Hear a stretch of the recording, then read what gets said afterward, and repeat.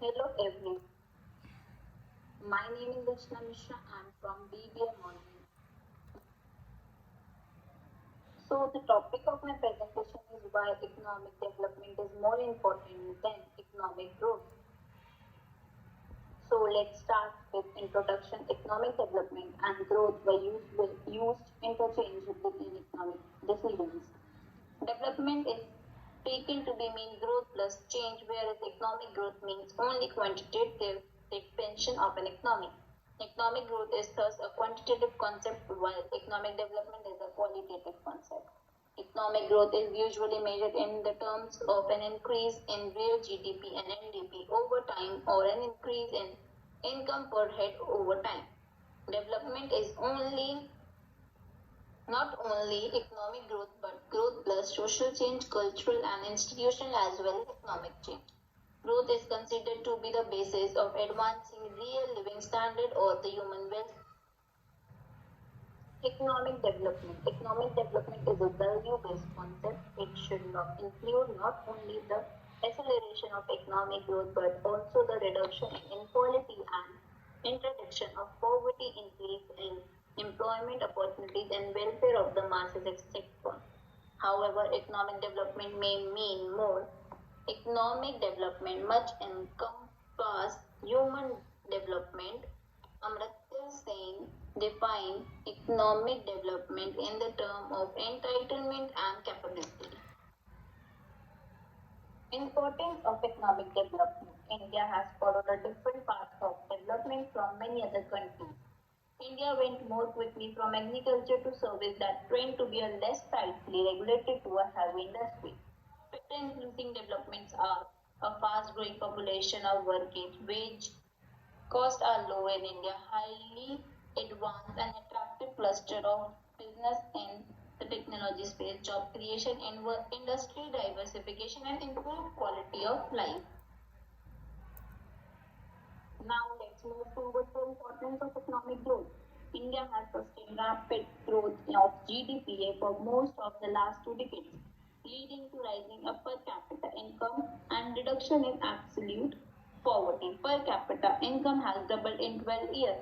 India has a third of all the people in the world living below the officially global poverty line. It has more poor people than the whole of the sub-Sahara Africa. Now, let's know about the importance. Reduction in poverty. Increased national output means a household can enjoy more goods and services. For country with significant level of poverty, economic growth can enable vastly improved living standard. Reduction in unemployment. A stagnant economy leads to a higher rate of unemployment and the consequent social misery. Economic growth leads to a higher demand and firms are likely to increase employment. Next, improved public services. Higher economic growth leads to a higher tax revenue, which higher growth and income and profit, the government will receive more income tax, corporation tax, expenditure taxes. The government can spend more on the public services. Now let's move towards the important one. Why economic is not up to the mark? Economic growth is associated with an increase in GDP and NDP per capita. Per capita income does not give any information about economic distribution. Economic growth does not talk about the quality of life, literacy standard of health and nutrition, etc. Economic growth does not deal with the environmental issue. Now let's move further and know about the factor to focus for the growth and the development of India. The first, focus on infrastructure. The government also failed to create a sufficient basic infrastructure, transport, electricity, communication, etc. to help the manufacturing sector. What actually grew in the service sector of the IT?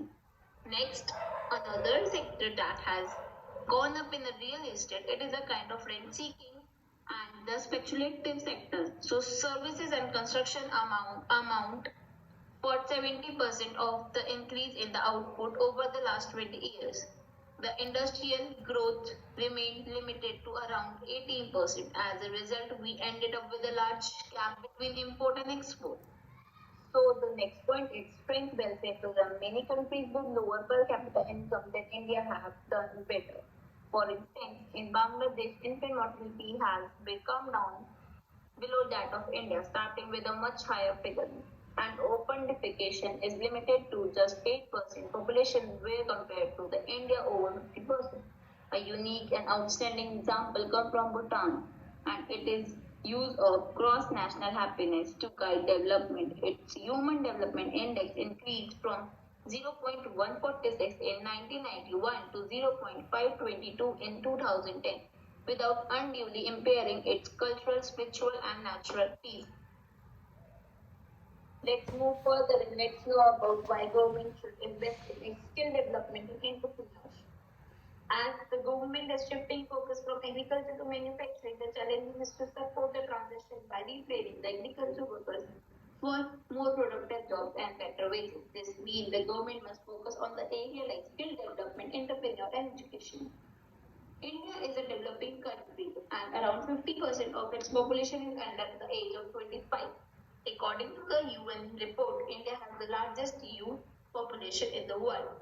So skill development becomes very important. It is a process in which youth of India is enabled and mobilized in a large number to take up outcome-based skill training and become employable and earn their livelihood.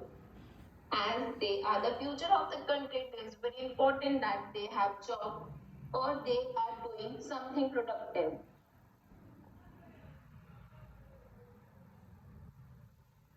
Now, let's move ahead and know about the limitation in India's growth and development of first, poor infrastructure in transport and poor networks.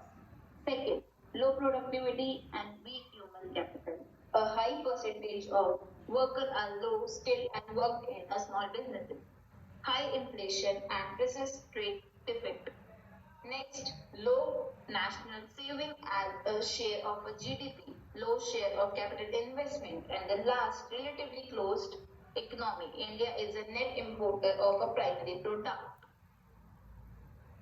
Now, let's know about the growth and the development in different income distribution. The recent OMAX research reports show that the richest 1% have seen their share for global wealth increase from 44% in 2009 to 48% in 2014. The wealth of the richest 1% is 65 times the wealth of bottom half. In 2014, 80 richest person have as much wealth as the poorest 50%. Now, second point is development is not just about growth. It is also about its distribution. So it is entirely possible for an economy to grow even rapidly without creating much job. As has been the case in India recently, growth only increased in. So now it's time to conclude our topic. Economic development involves something more than economic growth. In fact, there is a certain qualitative dimension in the process of development than in a growth, expansion of an economy. Economic development implies both more output and the change in the technical institutional arrangement by which it is produced and the change in attitude and the value. And the second one is development concern not only man's material needs but also the improvement of social condition of his life. Development is therefore not only economic growth but the growth plus change in social, cultural, institutional as well as economic. Development is thus not purely an economic phenomena. It is has to be a multi-dimensional process